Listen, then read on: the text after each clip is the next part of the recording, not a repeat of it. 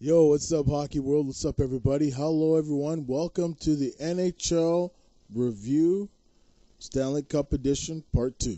Well, tonight's the Stanley Cup Final, folks. It's Game 7 between the Detroit Red Wings and the Pittsburgh Penguins, folks. Who's your money on? My money's on the Detroit Red Wings. They're the home team, and I feel they're going to start a dynasty with this team. Back-to-back Stanley Cup wins for the first time since 1998. When they did it against the Washington Capitals. You know what? Pittsburgh has played amazing in this series. They proved to everybody that they could play with the big boys in terms of the Detroit Red Wings. The leadership of the Pittsburgh Penguins by Sidney Crosby, Eugenie Malkin, and Bill Guerin, you're starting to see that this team is starting to come together. I really feel the unsung hero in this series has to be Marc-Andre Fleury. You know, Marc-Andre Fleury has really come a long way from being the number one pick in the 2003 draft by the Pittsburgh Penguins. There was a lot expected out of Marc-Andre Fleury, and he's really flourishing now. He's booming like Bloomingdale's. He's getting the job done.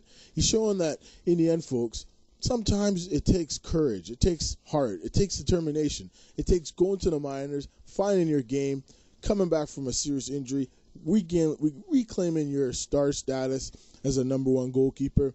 And that's what Fleury has done. I can remember it. You know, when Ty Coughlin was there last season, he almost lost his job to Ty Coughlin. And he came back from his serious high ankle sprain and regained his position as the number one goalie. Takes Pittsburgh back to the Stanley Cup final last season. And this season, he takes them back again.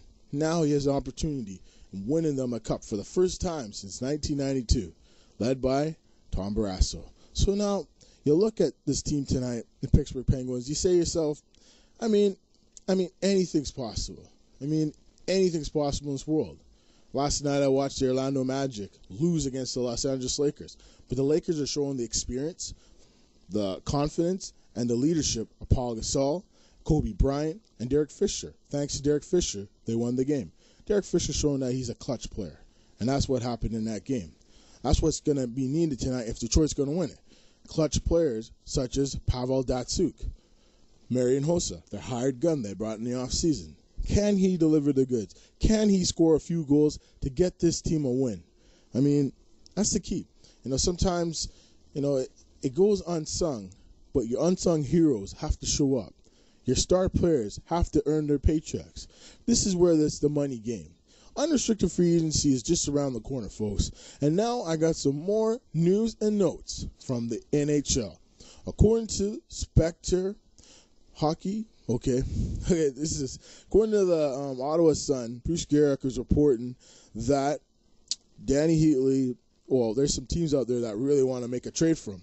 But the Ottawa Senators might want to make a trade faster than most people anticipated. I know I felt that maybe Heatley might get traded after the draft, maybe in the summertime, but it might be pushed a little bit quicker. Maybe at the draft he'll probably be traded because he has a bonus at $4 million by July 1st. That's crazy. I mean, some of these players are getting so many bonuses. You know, this guy's making $7.5 million this year, and he's getting $4 million as a bonus this year. That's just crazy. It was almost the same thing that happened with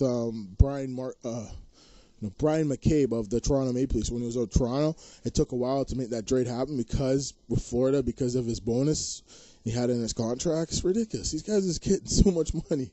I can't say the players lost in the last collective bargain agreement. Who knows? I think both sides won. Well, here's the rumors. It looks like, you know, the Kings, the Sharks, and the Minnesota Wild are very interested in Danny Heatley, and it says here that these teams are really interested. But the only thing is their payroll. So I think some of these teams might have to shed some payroll to acquire a guy like Danny Heatley, because he's making $7.5 this year. He's making $6.5 the next year, and then I think he's making $4 million, $5 million after that. So the contract gets cheaper as it goes on, right?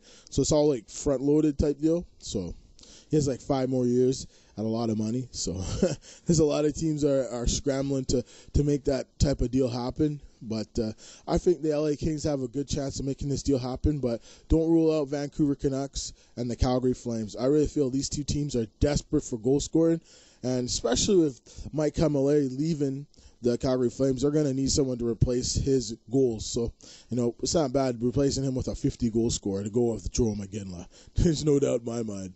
It's true they got Ole Jokinen, but they need to get more out of Ole Jokinen. It's true it was his first playoff run, but that's what happens, And Mike Keating gets fired in the end. That sucks. So I hear that Daryl Sutter might be the next coach of the team. Coach, general manager, but I think his younger brother Brent Sutter, now resigned of the New Jersey Devils, would be a good fit there too. It might not happen this year, according to some sources I've been reading and some things I've been hearing, that it might be maybe next season. But hey, I would not be surprised come July 1st. Brett Sutter is the next head coach of the Calgary Flames. So we'll see what happens, folks. Okay, according to the Edmonton Journal, Jim Matheson suggests that Healy offensive prowess could make him a good fit for the Oilers. Suggesting everyone other than Ales Hemsky, Sam Gagner could be available. If the club were to pursue a trade, they'd probably take a look. They have some players they can probably trade off. It says here that Tom Gilbert could be available. Sheldon Surrey, he could be available. Lubomir Wisnowski could be available. Patrick O'Sullivan could be available. Andrew Cogliano could be available and a draft pick. We'll see what happens. I mean, Edmonton has a lot of chips to play with. I think you look at this team. Now they got Pat Quinn. I mean, a legendary coach. I mean, anything's possible. I think you have to really feel that they're going to make the right trade here.